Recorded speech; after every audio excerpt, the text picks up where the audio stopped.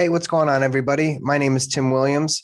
I'm going to be breaking down today's MLB slate here over on DraftKings.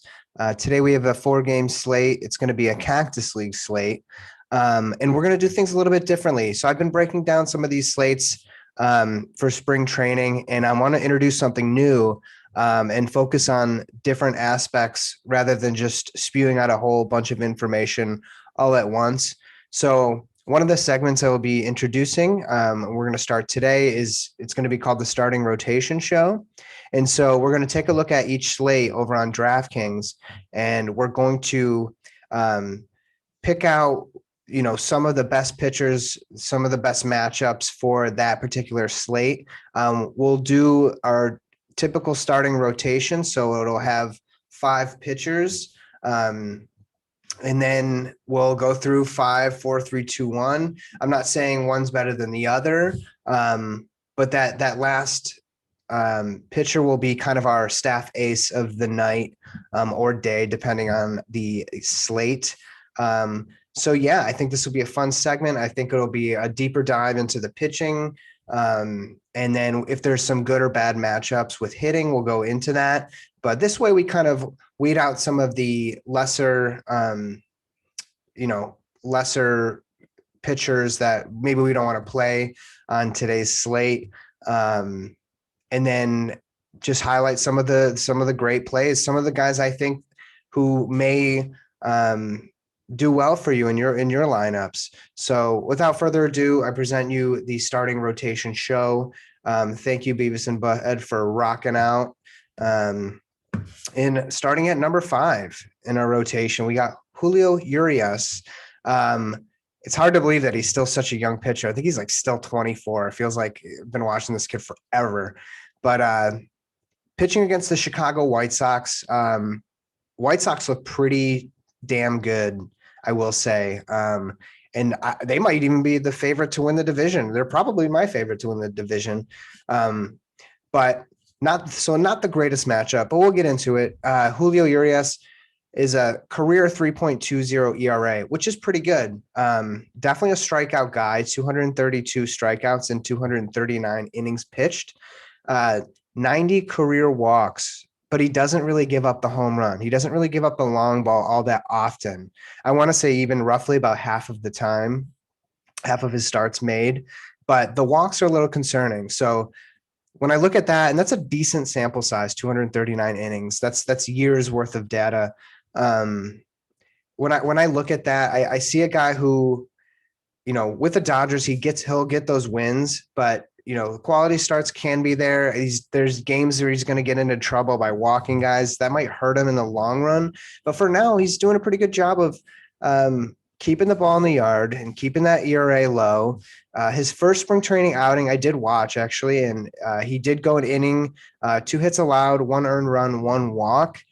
Didn't look all that sharp. They actually rolled over that inning. So what that means is spring training is a little bit different this year. So if a pitcher pitches 20 or more pitches in an inning, the manager has the option to roll over the inning and just basically just say, hey, we're done with this inning. We're going to move on. So that's what happened. So that inning never really played out fully.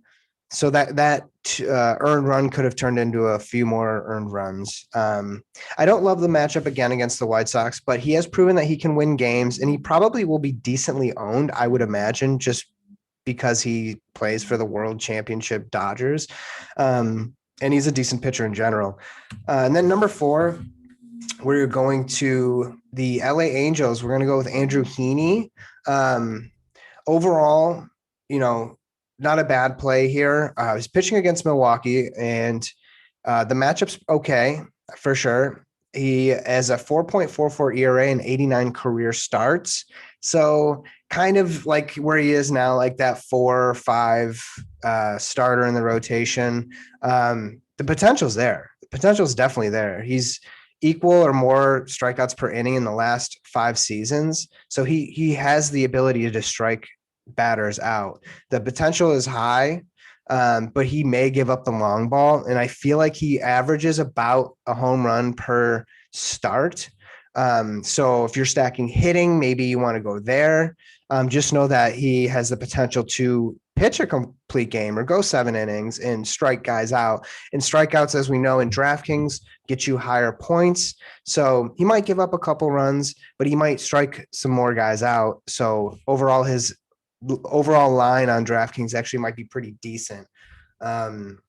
His last spring training outing, he went 2.1 innings pitched. He gave up a hit, an earned run, a walk, a strikeout, just showing you a little bit of everything. But overall, a decent matchup. With the Brewers, I don't know. They look pretty decent on paper, but I feel like some games it's just not all quite there. And none of that really matters in daily fantasy sports. But overall, number 4, Andrew Heaney. Moving on to number 3, Zach Plesac. Love the matchup here against Seattle. I think Seattle is not a great team, but will have flashes of brilliance with some of those young guys. But with Zach Plesac, great season last year, 8 games started, 55.13 innings pitched with a stellar 2.28 ERA. Love that. That's immaculate. That's like an ace. He had 57 strikeouts in 51 1/3 innings. So striking out about a strikeout per inning, that's incredible.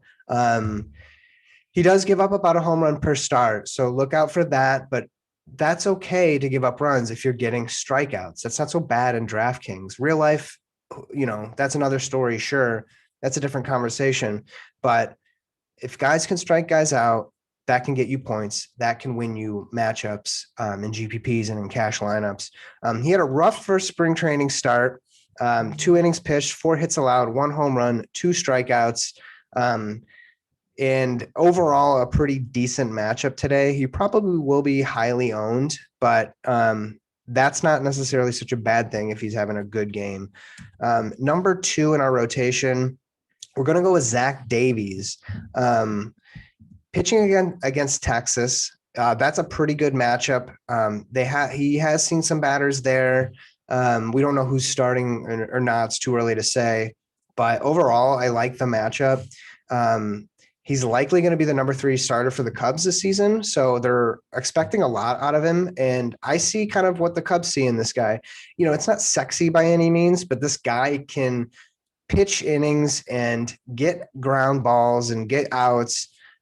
He's not a high strikeout guy, but he offers consistency. And that's what you need to win games. And in DFS, maybe it doesn't matter as much, but it's not the worst play on a slate, especially if there's not enough high-end pitching. And you'll see later in the seasons, like he's not going to have a high salary when you go to build your lineups. So not a bad option. Pitching in the National League, he's going to see the Pirates a lot, really not too bad.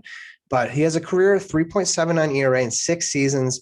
Last year, he had 12 starts. He pitched to a 2.73 ERA, which is pretty low. Had it gone a full season, maybe it would have crept up into the low 3s. But he's just an undervalued pitcher with a pretty good matchup today. I like him. I like the odds. If you have to pick 2 pitchers in DraftKings, he probably is going to be in my lineup. I mean, it's not a bad option. And then we'll get to our ace of the night. But as Beavis and Butthead said, did you subscribe yet? If you like this, if this helps you in any sort of way, please feel free to like this video, subscribe. I'm going to be creating content all season long for baseball, whether it's spring training, regular season, just odd videos here and there. We'll take a look. And then you can find me on Twitter at Tim Williams DFS.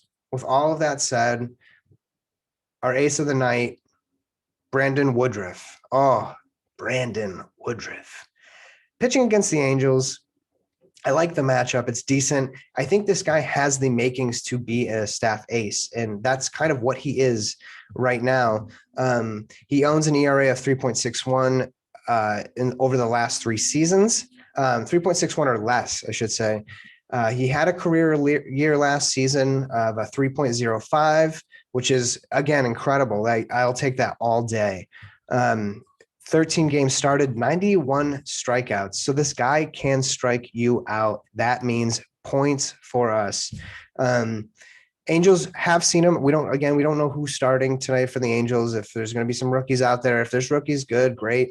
But overall, as a team against Brandon Woodruff, hitters are 4 for 28. He struck 8 guys out. Pretty small sample size, but I do like the matchup. He has a back issue that delayed his spring training debut. Hopefully that scares some owners away. It's not going to scare me away. If they think this guy can start and he's going to pitch today, then I'm all in. I learned a lot, playing with DraftKings over the years, that if a guy's healthy and he's probably not really on a restriction, maybe he is, maybe he's only going to pitch 5 innings in a regular season game. But the fact of the matter is it's spring training. He might only pitch 1 inning, but he might get 3 strikeouts. So we don't know. It's a decent matchup. Again, all of these guys are in play for me. I don't really particularly love one over the other, but I do like Brandon Woodruff. He is our number 1 ace of the day. If you like this video, I thank you for watching. Hit that thumbs up. I really, really appreciate it. I'm just so stoked that baseball is back and I get to talk about it all season long. Thank you so much, and I hope you have a great day.